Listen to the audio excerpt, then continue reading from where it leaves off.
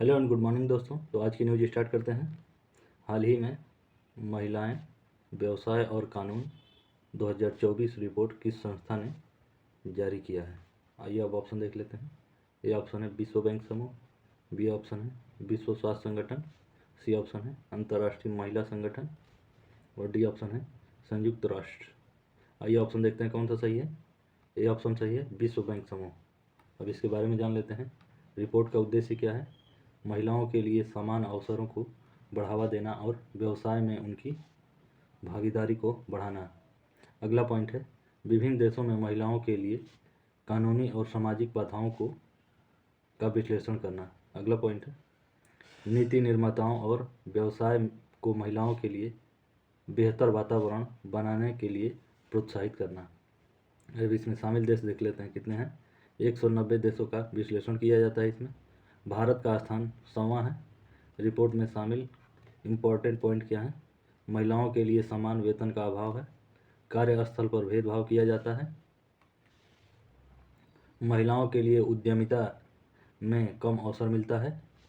अगला पॉइंट है मातृत्व अवकाश और बाल देखभाल सुविधाओं की कमी होती है, घरेलू कामों के बोझ के कारण महिलाओं की भागीदारी में कमी होती है। रिपोर्ट में शामिल कुछ पॉजिटिव फैक्ट क्या हैं? लैंगिक समानता के लिए कानून में सुधार, महिलाओं के लिए उद्यमिता कार्यक्रमों की शुरुआत। अगला पॉइंट है कार्यस्थल पर लैंगिक समानता को बढ़ावा देने के लिए नीतियाँ। अगला पॉइंट है 74.4% अंक के साथ 2024 में भारत की रैंकिंग सुधरकर 113 हो गई है। अगला पॉइंट है भारत की रैंक 2022 में 125 से घटकर 2023 में 126 हो गई थी। अगला पॉइंट है पुरुषों की तुलना में भारतीय महिलाओं को 60% कानूनी अधिकार प्राप्त हैं। अब आगे देखते हैं। दुनिया भर में लिंग अंतर बहुत व्यापक है और कार्यान्वयन में भी पर्याप्त अंतर है। रिपोर्ट की कुछ इम्पोर्टेंट सिफारिशें क्या है? समान वेतन कानूनों का प्रभाव कार्यान्वयन। अगला पॉइंट है कार्यस्थल पर भेदभाव को रोकने के लिए कानूनी ढांचे को मजबूत करना, महिलाओं के लिए उद्यमिता में अधिक अवसरों का निर्माण करना, मातृ अवकाश और बाल देखभाल सुविधाओं में सुधार। अगला पॉइंट है घरेलू कामों के बोझ को कम करने के लिए नीतियां बनाना। रिपोर्ट का महत्व क्या है? यह रिपोर्ट महिलाओं के लिए समान अवसरों को बढ़ावा देने के लिए महत्वपूर्ण है। अगला पॉइंट है यह रिपोर्ट नीति निर्माताओं और व्यवसायों को महिलाओं के लिए बेहतर वातावरण बनाने के लिए प्रेरित करती है। अगला पॉइंट है यह रिपोर्ट महिलाओं के बेहतर भविष्य बनाने में मदद कर सकती है। अब आगे देखते हैं। अगली न्यूज़ है राष्ट्रीय युवा संसद महोत्सव की शुरुआत कब हुई थी? आइए ऑप्शन देख लेते हैं। ए ऑप्शन है वर्ष 2017, बी ऑप्शन है वर्ष 2018, सी ऑप्शन है वर्ष 2019 और डी ऑप्शन है वर्ष 2020। ऑप्शन इसमें सही है आपका, वर्ष 2019 में इसकी शुरुआत हुई थी। अब प्रतियोगिता के बारे में जान लेते हैं। पहला राष्ट्रीय युवा संसद महोत्सव वर्ष 2019 में 12 जनवरी से 27 फरवरी 2019 तक आयोजित किया गया था। यह 2024 5वां राष्ट्रीय युवा संसद महोत्सव है। इसका आयोजक युवा कार्यक्रम एवं खेल मंत्रालय, भारत सरकार, संसद भवन नई दिल्ली में आयोजित किया जा रहा है। 5 से 6 मार्च 2024 को हुआ। यतिन भास्कर दुग्गल हरियाणा के हैं जिनकी आयु 23 वर्ष है, शैक्षिक योग्यता एमटेक है, व्यवसाय ये उद्यमी है। पुरस्कार प्रथम पुरस्कार राशि 1 लाख रुपये मिला है, सम्मान पत्र मिला है। विषय क्या है इस बार का? युवाओं की आवाज़, राष्ट्र परिवर्तन के लिए जुड़ाव और सशक्तिकरण। प्रदर्शन किस चीज़ का कौन किया? यतिन भास्कर दुग्गल ने प्रतियोगिता के दौरान शानदार प्रदर्शन किया। उन्होंने विभिन्न विषयों पर अपनी राय व्यक्त की जिसमें जलवायु परिवर्तन, शिक्षा और रोजगार शामिल थे। अब आगे देखते हैं। अगली पॉइंट है उन्होंने अपनी बातों को प्रभावशाली तरीके से रखा और सभी को प्रभावित किया। इसका इम्पोर्टेंस क्या है? यह पुरस्कार यतिन भास्कर दुग्गल की प्रतिभा और दक्षता को दर्शाता है। अगला पॉइंट यह युवाओं को प्रेरित करेगा कि वे देश के विकास में योगदान दें। यह राष्ट्रीय स्तर पर युवाओं को अपनी आवाज़ उठाने का अवसर प्रदान करता है। अन्य पुरस्कार क्या है? द्वितीय पुरस्कार 50,000 रुपये मिला है, तृतीय पुरस्कार 25 और सांत्वना पुरस्कार 10,000 रुपये। अन्य इम्पोर्टेंट फैक्ट देख लेते हैं। 5वें राष्ट्रीय युवा संसद महोत्सव में देश भर के 785 जिलों के 78 प्रतिभागियों ने भाग लिया। प्रतियोगिता के दौरान विभिन्न कार्यशालाएं और संगोष्ठियां आयोजित की गई। अगला पॉइंट है, लोकसभा अध्यक्ष ओम बिरला ने समापन समारोह में भाग लिया। इसका स्रोत क्या है? युवा कार्यक्रम एवं खेल मंत्रालय, भारत सरकार, youth affairs and sports ministry, government of India, राष्ट्रीय युवा संसद महोत्सव 2024, नेशनल यूथ पार्लियामेंट फेस्टिवल 2024 है। अब आगे देखते हैं। अगली न्यूज है, किसानों की भंडारण सुविधा को आसान बनाने के लिए ई किसान उपज निधि किसने लॉन्च की? ये ऑप्शन देखते हैं। ए ऑप्शन है केंद्रीय मंत्री पीयूष गोयल, बी ऑप्शन है केंद्रीय मंत्री अमित शाह, सी ऑप्शन है प्रधानमंत्री नरेंद्र मोदी और डी ऑप्शन है केंद्रीय मंत्री निर्मला सीतारमण। तो ऑप्शन इसमें आपका सही है, ए केंद्रीय मंत्री पीयूष गोयल। इसका लक्ष्य क्या है? किसानों को अपनी उपज को बेहतर तरीके से स्टोर करने और उचित मूल्य पर बेचने में मदद करती है। इम्पोर्टेंट पॉइंट क्या है?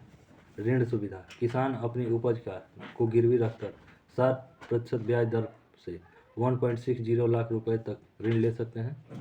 गोदाम का पंजीकरण, WDRA किसानों के लिए 1 लाख गोदामों को पंजीकृत करने का लक्ष्य रखता है। डिजिटल प्लेटफॉर्म, एक डिजिटल प्लेटफॉर्म बनाया जाएगा जो किसानों को गोदामों, ऋण सुविधाओं और अन्य सेवाओं से जोड़ेगा। अगला पॉइंट है इनाम, यह किसानों को अपनी उपज को देश भर के खरीदारों को ऑनलाइन बेचने में मदद करेगा। खेती को आकर्षण बनाने की दिशा में डिजिटल गेटवे पहल एक महत्वपूर्ण कदम है। अब आगे देखते हैं। यह प्रौद्योगिकी की मदद से ई किसान उपज निधि किसानों की भंडार व्यवस्था को आसान बनाएगी। अगला पॉइंट है, इससे किसानों को उनकी उपज का उचित मूल्य प्राप्त करने में भी मदद मिलेगी। इसके लाभ क्या होंगे? किसानों को अपनी उपज को बेहतर तरीके से स्टोर करने और उचित मूल्य पर बेचने में मदद मिलेगी। अगला पॉइंट है, किसानों को ऋण प्राप्त करने में आसानी होगी। यह कृषि क्षेत्र में निवेश को बढ़ावा देगा। WDRA पंजीकृत गोदामों पर सुरक्षा जमा शुल्क जल्द ही 3% से घटकर 1% हो जाएगा। इसकी आलोचना देख लेते हैं। कुछ लोगों का कहना है कि यह योजना छोटे किसानों के लिए फ़ायदेमंद नहीं है। कुछ लोगों का कहना है कि यह ऋण ब्याज दर कम होनी चाहिए। अब आगे देख लेते हैं। अगली न्यूज़ है, 10वीं भारत दक्षिण कोरिया संयुक्त आयोग की बैठक कहाँ आयोजित की गई? आइए ऑप्शन देखते हैं। ए ऑप्शन है सियोल, बी ऑप्शन है नई दिल्ली, सी ऑप्शन है मुंबई और डी ऑप्शन है कोलकाता। तो ऑप्शन इसमें सही है आपका ए, सियोल में। आइए देखते हैं। 8 मार्च 2024 को आयोजित की गई। कहाँ पे? सियोल, दक्षिण कोरिया में। इसके सह अध्यक्ष डॉक्टर एस जयशंकर हैं। भारत के विदेश मंत्री चो ताए यूल दक्षिण कोरिया के विदेश मंत्री।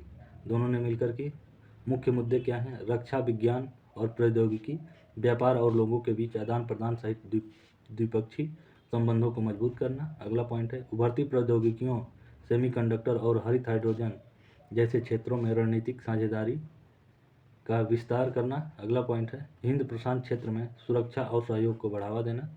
बैठक के परिणाम क्या हुए?